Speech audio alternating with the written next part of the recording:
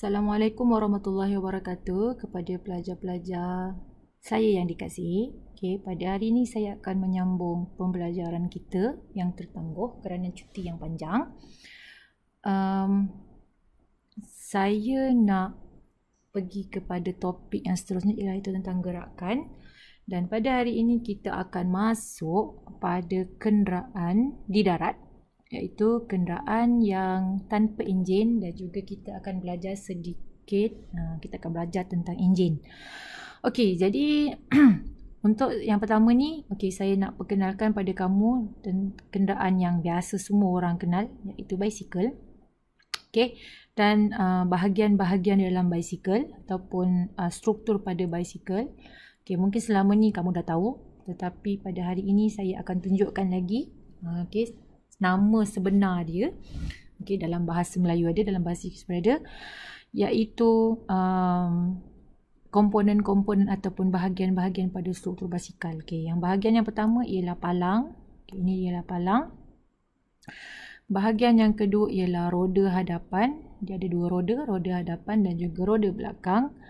Yang ketiga dia adalah gegancu ataupun bahasa biasa Inggerisnya sprocket ataupun biasa kamu panggil dia sebagai sprocket. Yang seterusnya iaitu rantai besi. Yang keempat dekat sini, oleh kerana basikal ni ialah basikal yang ada gear, yang biasa kita panggil dia sebagai mountain bike. So dia ada gear. Dan yang seterusnya dekat tempat yang sama ni dia ada hub. Dia ada hub. So ini ialah struktur struktur basikal. Yang kedua, saya nak cerita macam mana basikal ini bergerak. Macam mana kita nak gerakkan basikal, dia bermula dengan bahagian mana. Yang pertama sekali, seperti yang kita tahu, basikal ini kita kayuh. Macam mana nak kayuh basikal?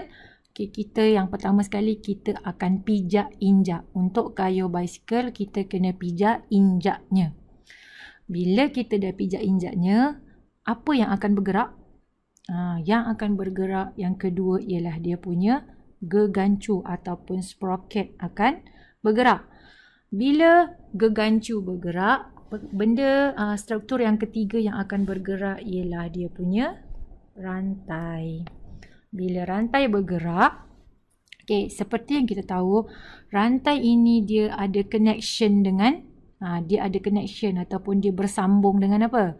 Dia bersambung dengan hub dekat sini. Dia bersambung dengan hub. Bila dia bersambung dengan hub, rantai tadi dia akan menggerakkan hub. Bila rantai telah menggerakkan hub, jadi tayar belakang ini akan bergerak. Bila tayar belakang bergerak, maka basikal ini akan dapat bergerak ke hadapan. Itu macam mana basikal bergerak. So kat bawah ni ada notanya. Ada notanya di mana macam mana step-step dia. Itu saya terangkan secara lisan. Yang ini kamu boleh tengok notanya, boleh baca, boleh lihat dan boleh salin ke dalam buku kerja kamu. Ini ialah macam mana basikal boleh bergerak ke hadapan. Saya rasa tak susah.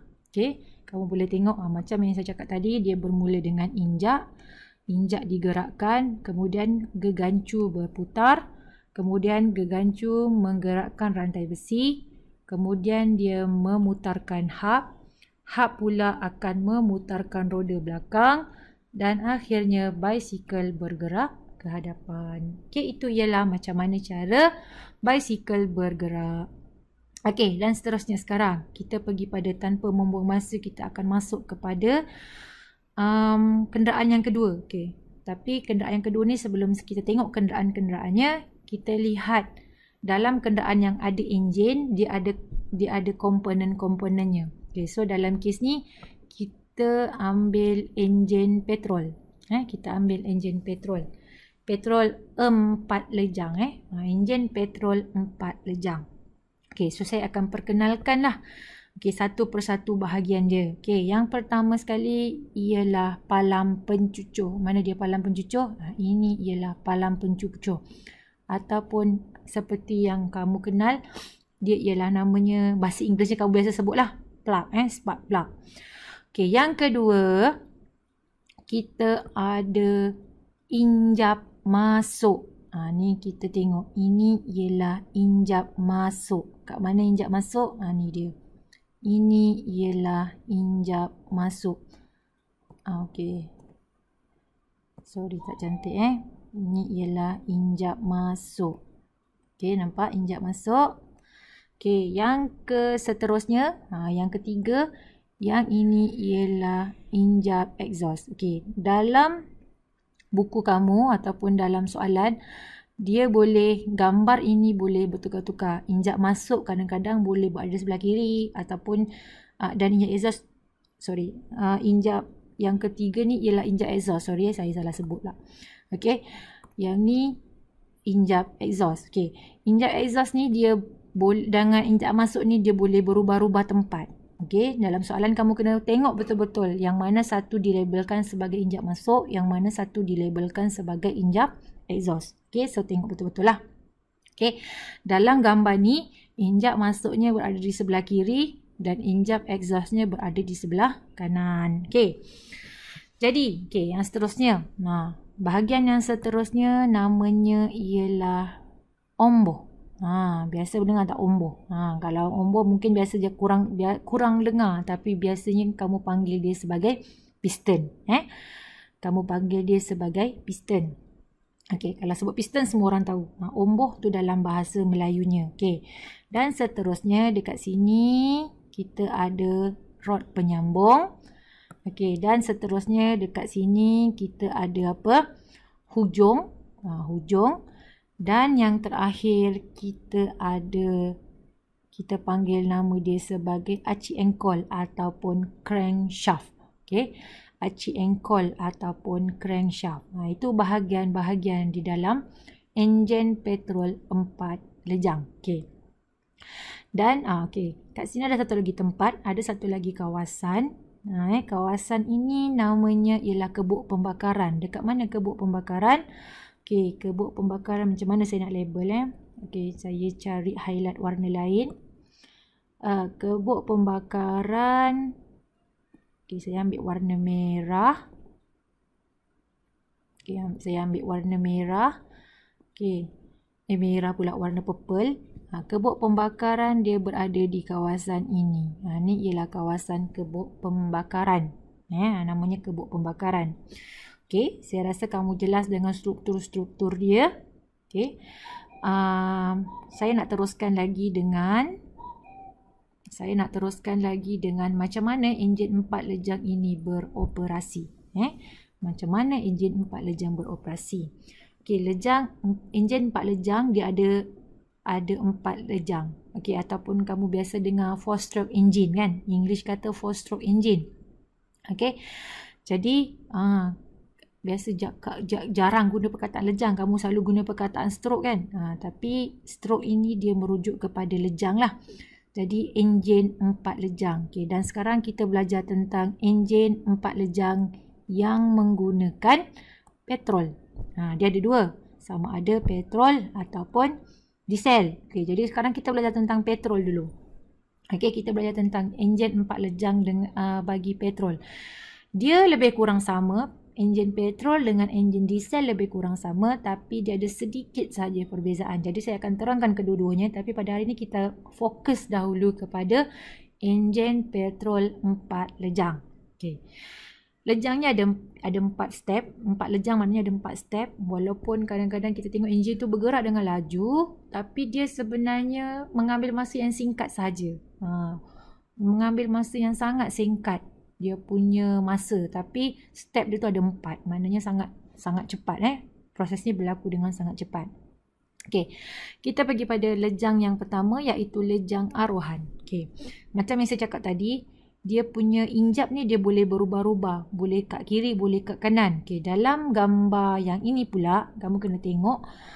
Dia punya injap dia kat sini, injap masuknya kat sebelah kanan. Yang atas saja injap masuknya kat sebelah kiri kan?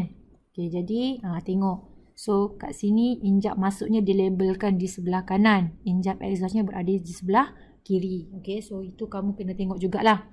Okey. Jadi, jadi kita lihat dia punya injap dia. Okey, dalam lejang arohan, injapnya akan terbuka. Yang terbuka yang mana? Iaitu injap masuk. Injap masuk ni dia akan terbuka, tetapi injap exhaustnya tertutup. Nampak? Injap masuknya terbuka, injap exhaustnya tertutup.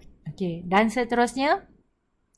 Yang kedua, dia kata omboh bergerak ke bawah. Okey, kamu nak tahu omboh tu bergerak ke bawah ataupun ke atas? Dalam gambar ni biasanya dia akan letakkan anak panah. Bila turun ke bawah, maknanya omboh itu bergerak ke bawah. Okey, kemudian pada masa ini, apa yang akan masuk ke dalam kebuk pembakaran?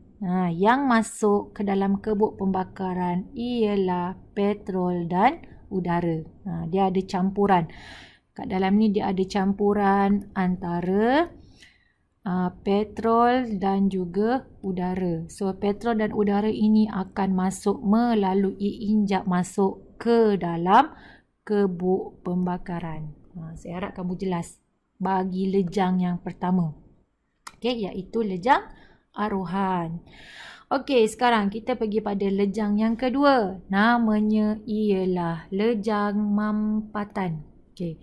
Semasa ini, kalau kamu lihat semasa lejang mampatan ataupun compression stroke ni, dia punya dia punya injapnya kedua-duanya tertutup. Kedua-dua injapnya tertutup. Okey, dan pada masa yang sama, omboh ataupun pistonnya dia bergerak ke atas. Okey, dia bergerak ke atas. Okey, dan semasa ini dia akan memampatkan campuran udara dan petrol. Kan kamu dah tengok pada lejang arohan tadi, udara dan petrol masuk ke dalam kebuk pembakaran. Bila dah masuk, dah ditutup, kedua-dua injap telah tertutup, omboh naik ke atas, dia akan memampatkan campuran udara dan juga petrol. Bila dia telah dimampatkan, apa yang berlaku semasa ini, dia akan menyebabkan tekanannya menjadi tinggi. Tekanan dalam kebuk pembakaran tu menjadi tinggi. Dan dia menyebabkan suhu campuran itu akan meningkat. Maksudnya suhunya menjadi panas lah dekat sini. So saya rasa jelas. Itu ialah lejang yang kedua. Lejang yang ketiga pula ialah lejang kuasa ataupun power stroke. Semasa ini, apa yang berlaku kepada kedua-dua injap? Kamu lihat kedua-dua injap masih tertutup. Kedua-dua injap masih tertutup. Dan seperti yang kamu tahu tadi, dekat kebuk pembakaran ni, dia punya suhu telah pun meningkat. Dekat kebuk pembakaran suhunya telah pun meningkat. Bila tekanan meningkat, suhunya pun meningkat. Dan pada masa ini, palang pencucuh, pada masa ini, palang pencucuh dia telah menyala. Maksudnya ada api, palang pencucuh menyala. Apa yang berlaku bila ada bahan bakar, suhunya panas, dan kemudian ada api? Mestilah dia akan menghasilkan satu letupan. So kat sini berlakunya letupan.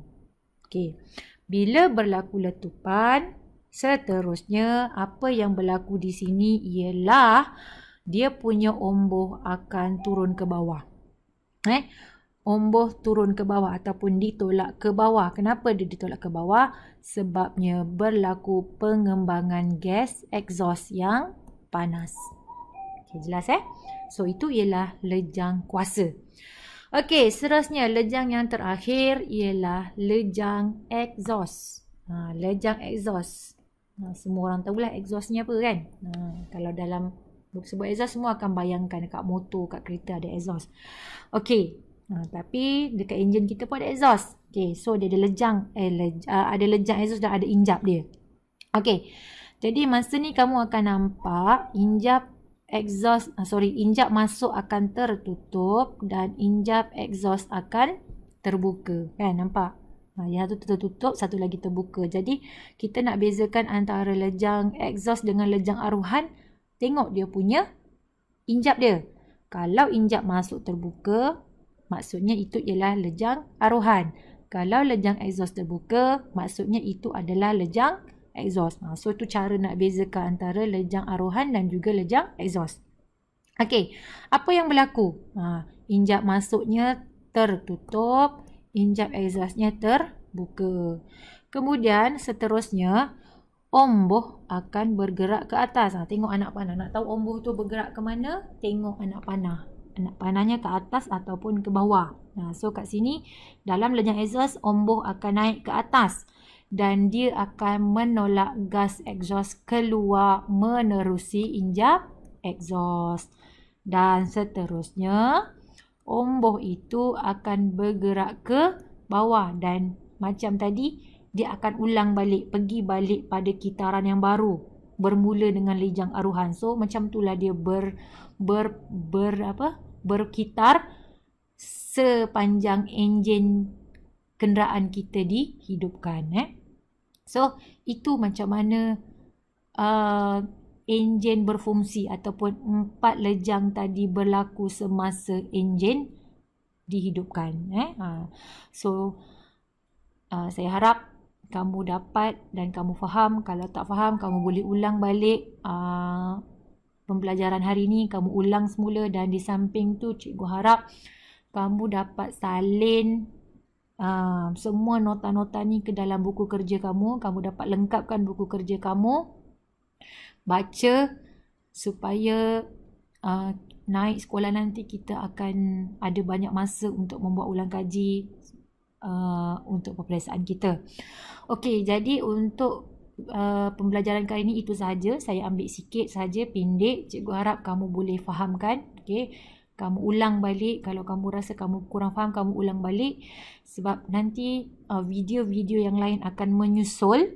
Okey, video-video lain akan menyusul. Okey, untuk mengisi masa kamu semasa semasa cuti ni. Cikgu harap kamu tak buang masa. Duduk di rumah, jaga kesihatan, jangan merayau ke sana sini. Stay at home supaya kita dapat kembali ke sekolah seperti biasa. Okey, itu saja pada hari ini. Terima kasih dan saya harap saya harap semua orang dapat buka video ni. Kalau tak dapat buka, ada yang tak ada data, cikgu mohon sangat kamu bantu kawan-kawan lain yang tak ada data untuk mereka lengkapkan. Untuk mereka lengkapkan. Ataupun cikgu akan snap gambar ni untuk kawan-kawan yang tidak dapat menonton video ni, mengikuti pembelajaran ni, untuk dia lengkapkan buku kerjanya. Okey, itu saja untuk hari ini. Okey, terima kasih. Assalamualaikum. Selamat sejahtera. Jaga diri, jaga kesihatan.